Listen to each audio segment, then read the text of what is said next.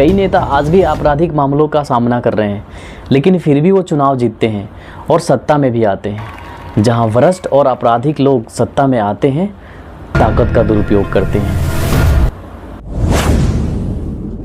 Scam and money laundering, 2G घोटाला, कोयला घोटाला, black money in election, contract and commission, criminal links in politics. 46% of Lok Sabha MPs facing criminal cases.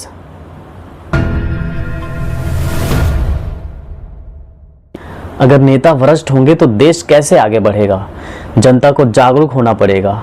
जाति धर्म से ऊपर उठकर ईमानदार और शिक्षित कैंडिडेट्स को सिलेक्ट करना होगा। Corruption and criminal links in Indian politics. Hello दोस्तों, कैसे हो आप लोग? दोस्तों, आज की इस वीडियो में हम सिर्फ इसी टॉपिक पर डिस्कस करेंगे, corruption and criminal links in Indian politics. Topic start करने से पहले एक चीज़ कहना चाहूँगा दोस्तों, जो लोग अभी नए हैं हमारे चैनल पे, जिन्होंने हमारे चैनल को सब्सक्राइब नहीं किया है, प्लीज़ पहले चैनल को सब्सक्राइब कर लीजिए और बेल आइकन को भी प्रेस कर लीजिए, सो दैट जब भी मैं वीडियो डालूँ तो आपको उसका नोटिफिकेशन मिलता रहे। दोस्तों, भारत एक डेमोक्रेसी कंट्री है, लेकिन भ्रष्टाचार और आपराधिक गतिविधियों की घुसपैठ ने इसके नींव को पूरी तरह से डैमेज कर दिया है। दोस्तों, कई नेता आज भी आपराधिक मामलों का सामना कर रहे हैं, लेकिन फिर भी वो चुनाव जीतते हैं और सत्ता में भी आते हैं, क्योंकि न्यायिक प्रक्रिया धीमी है और पॉलिटिकल पार्टी वोट बैंक की पॉलिटिक्स करती है। दोस्तों, पॉलिटिकल पार्टीज अक्सर आपराधिक छवि वाले कैंडिडेट्स को ही टिकट देते हैं, क्योंकि ये धन और बाहुबल के दम पे चुनाव जीत सकते हैं। इससे एक दृष्टिचक्र जहां अपराधी और भ्रष्ट लोग सत्ता में आते हैं, ताकत का दुरुपयोग करते हैं और डेमोक्रेसी इंस्टीट्यूशंस को पूरी तरह से कमज़ोर कर देते हैं। इसे हम एग्जाम्पल के तौर पे ऐसे समझ सकते हैं, न्याय में देरी और कमज़ोर कानून व्यवस्था, धन और बाहुबल का प्रयोग करके वोटर्स को प्रभावित करना, पॉलिटिकल पार्टीज द्वारा उम्मीदवारों के आपराधिक रिकॉर्ड्स की अनदेखी करना, सरकारी धन का दुरुपयोग और प्रशासनिक भ्रष्टाचार।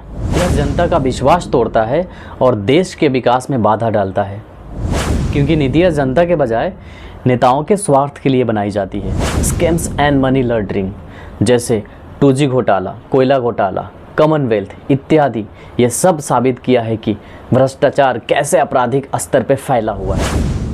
कॉन्ट्रैक्ट एंड कमीशंस, सरकारी टेंडर और योजनाएं अक्सर रिश्वत देकर हासिल की जाती है। Criminal links in politics, last year Lok Sabha चुनाव में ADR के मुताबिक संसदों में से 46% पे आपराधिक मामले हैं।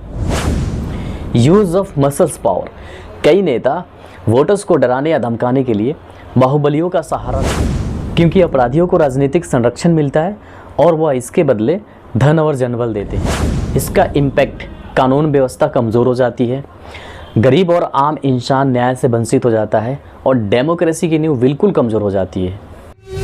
असहमति को दबाना, कई छात्रों, लेखकों और पत्रकारों पे UAPA, NSA और सेडिशन जैसे कड़े कानून लगाए जाते हैं, जैसे भीमा कोरेगांव केस, शर्जील इमाम, उमर खालिद इत्यादि। मीडिया पे नियंत्रण, सरकार के खिलाफ बोलने वाले चैनल, पत्रकारों पे दबाव बनाया जाता है, जैसे NDTV के खिलाफ कार्रवाई। सोशल मीडिया पे निगरानी और कार्रवाई, सरकार के विरोध ट्वीट्स को हटाया जाता है और अकाउंट्स को बैन किया जाता है, जैसे IT नियमों में बदलाव करके सोशल मीडिया कंपनीज पे दबाव।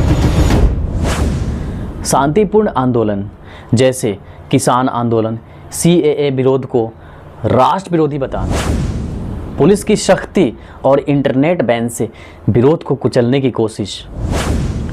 अपोजिशंस पे निशाना बनाना, जैसे ED, CBI जैसे संस्थानों का प्रयोग करके अपोजिशंस लीडर्स पे कार्रवाई करना और चुनाव से पहले विरोधियों पे छापेमारी करना। मिसगाइडिंग द यूथ, युवाओं को शिक्षा, बेरोजगारी और भ्रष्टाचार जैसे मुद्दों से हटा के जाति धर्म की लड़ाई में उलझा दिया जाता है। जब राजनीति नफरत फैलाती है तो देश की आत्मा घायल हो जाती है और विकास रुक जाता है और विनाश की ओर कदम बढ़ता है। इसका सॉल्यूशन गंभीर आपराधिक आरोप वाले कैंडिडेट्स को चुनाव लड़ने से रोकना चाहिए। जनता को जागरूक होना चाहिए कि वो किसे वोट दें। जनता को जाति धर्म से ऊपर उठकर ईमानदार और शिक्षित लीडर्स को सिलेक्ट करना चाहिए। अगर नेता भ्रष्ट होंगे तो देश कैसे आगे बढ़ेगा? अगर देश को बदलना है तो सबसे पहले राजनीतिक से भ्रष्टाचार और अपराध को हटाना पड़ेगा।